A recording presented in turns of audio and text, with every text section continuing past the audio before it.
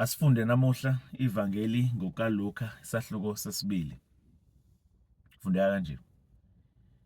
Kwathi ngalezo zinsuku uKesari Augustu wakhipha isimemezelo sokuba kubalwe abantu ezweni lonke. Lokhu kubalwa kwabantu kokuqala kwenzeka lapho uQuiriniyu engumbusi waseSiriya. Abantu bonke bahamba kwaba yilowo nalowo ukuyobalwa emzini wakubo. UJosefa naye wakhuphukela eGalile emzini iNazaretha waya eJudiya umuzi kaDavide okuthiwa yiBhethlehema ngokuba wayengowendlu nowolibo lukaDavide ukuze ayobalwa kanye noMariya owayemethembisa ukuba abe ngumkakhe ekhulelwe. Kwathi beselapho safika isikhathi sokuba uMariya abelethe, wazibula ngendodana, wayisonga ngendwangu, wayilalisa emkhombeni ngokuba beswela indawo endlini yezihambi. Okukhona belusi kulelo lizwe ababehlezi endle belinda umhlambi wabo ebusuku. Ingelosi yenkosi yabonakala kubo, inkazimulo yenkosi yabakhanyisa nxa zonke. Bagcwala ukwesaba okukhulu. Ingelosi yathi kubo, "Ningesabi, ngokuba nginibikela izindaba ezinhle zokuthokoza okukhulu okuzakuba kubantu bonke, ukuthi namuhla nizalelwe umsindisi onguKristu iNkosi emzini kaDavide. Lokhu kuyisibonakaliso kini, niyakufumana umntwana esongiwe elele emkhombeni." Masinyane kwaba khona kanye nengelosi uquqaba lwebandla lasezulwini lumdumisa uNkulunkulu luthi, "Udumo kuNkulunkulu kweliphezulu, nokuthula emhlabeni kubantu abathokozelwa nguye." Kwathi kuba zihambe izingelosi zibuyele ezulwini, abelusi bathi omunye komunye, "Masahambe manje siye eBhethlehema sibone lento eyenzekileyo iNkosi esazise ngayo." Baphuthuma baya khona, bafica uMariya noJosefa nomntwana elele emkhombeni. Sebebonile, balanda ngalelo lizwi abalitsheliwe ngalo mntwana. Bonke abezwayo bamangala ngokukhulunywe kubo ngabelusi. Kepha uMariya wawalonda wonke lawo mazwi, ezindla ngawo enhlizweni yakhe. Abelusi baphindela emumva bemdumisa bembonga uNkulunkulu ngakho konke ababekuzwile nababekubonile njengokuba kwakukhulunyiwe kubo. Kwathi seziphelile izinsuku eziyisishiyagalombili, umntwana wasokwa. Wayeseqanjwa igama kwathiwa nguJesu, igama elalishiwo yingelosi unina engakakhulelwa. Kwathi kuba ziphelile izinsuku zokuhlanjululwa kwabo ngokomthetho kaMose, benyukela naye eJerusalema ukuba bayomethula enkosini, njengalokhu kulotshiwe emthethweni wenkosi ukuthi konke okwesilisa okuyizibulo kuyakuthiwa okwehlukaniselwe inkosi, nokuba banikele ngomhlatshelo njengokushiwo emthethweni wenkosi, amahobhe amabili noma amaphuphu amabili amajuba. Kwakukhona umuntu eJerusalema ogama lakhe kunguSimiyoni. Lo muntu wayelungile futhi mesaba uNkulunkulu, elindele induduzo kaIsrayeli. Umoya ongcwele wayephezu kwakhe.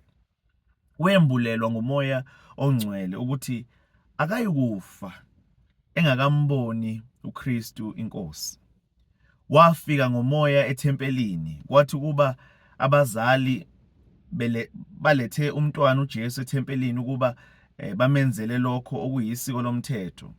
Wamemukela ngokumgona, wambonga uNkulunkulu wathi, "Nkosi, sale usumukisa inceku yakho ngokuthula njengezwi lakho, ngokuba amehlo ami ayibonile insindiso yakho oyilungisele ebusweni babantu bonke, ukukhanya kokwambulela abezizwe nenkazimulo yesizwe sakho uIsrayeli."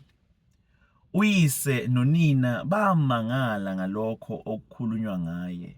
USimiyoni wababusisa, wathi kuMariya unina, "Lo umiselwe ukuwa nokuvuka kwabaningi ku-Israyeli, nokuba isibonakaliso esiphikwayo. Yebo, inkemba iyakudabula nowakho umphefumulo, ukuba kwambulwe izizindlo zezinhliziyo eziningi. Kwakukhona nomprofethikazi u-Ana, owayeyindodakazi kaFanuweli wesizwe sika-Aseri. Wayesekhule kakhulu, wayehlale nendoda yakhe iminyaka eyisikhombisa emva kobuntombi bakhe. Wayengumfelokazi waze waba neminyaka engu-80 engasuki ethempelini ekhonza ngokuzila nangokukhuleka ubusuku nemini. Naye-ke wafika ngaleso sikhathi, wamtusa uNkulunkulu, wabatshela ngaye bonke ababebheke ukukhululwa kweJerusalema. Kwathi sebekufeze konke okungokomthetho wenkosi, babuyele eGalile emzini wakubo iNazaretha. Wakhula umntwana, waba namandla, wagcwala ukuhlakanipha, umusa kaNkulunkulu wawuphezu kwakhe. Kwakuthi minyaka yonke abazali bakaJesu baye eJerusalema ngomkhosi wePhasika. uJesu eseneminyaka 12 bakhuphuka njengokomthetho womkhosi. Seziphelile izinsuku, sebebuyele emuva, umntwana uJesu wasala eJerusalema, abazali bakhe bengazi. Becabanga ukuthi uphakathi kwababehambisana nabo, bahamba ibanga losuku, bamfuna phakathi kwezihlobo nabazana nabo. Kwathi lapho bengamtholi, babuyela eJerusalema beyomfuna. Kuthe sekwedlule izinsuku ezintathu, bamfumana ethempelini, ehleli phakathi kwabafundisi, ebalalele futhi ebabuza. Bonke ababemuzwa bamangala ngokuqonda nangokuphendula kwakhe. Abazali bakhe bathi bengambona bamangala. Unina wathi kuye, "Mntanami, ukwenzelani lokhu kithi na? Uyihlo nami besikufuna sikhathazekile." Wabaphendula wathi, "Kade ningifunelani na? Beningazi yini ukuthi kumele ukuba ngibe kokababa na? Kepha abaliqondanga izwi alikhuluma kubo." Wehla nabo, wafika eNazaretha, wabathobela. Kepha unina wawalonda wonke lawo mazwi enhlizweni yakhe. uJesu wakhula ekuhlakanipheni nasemzimbeni, ethokozelwa nguNkulunkulu nangabantu.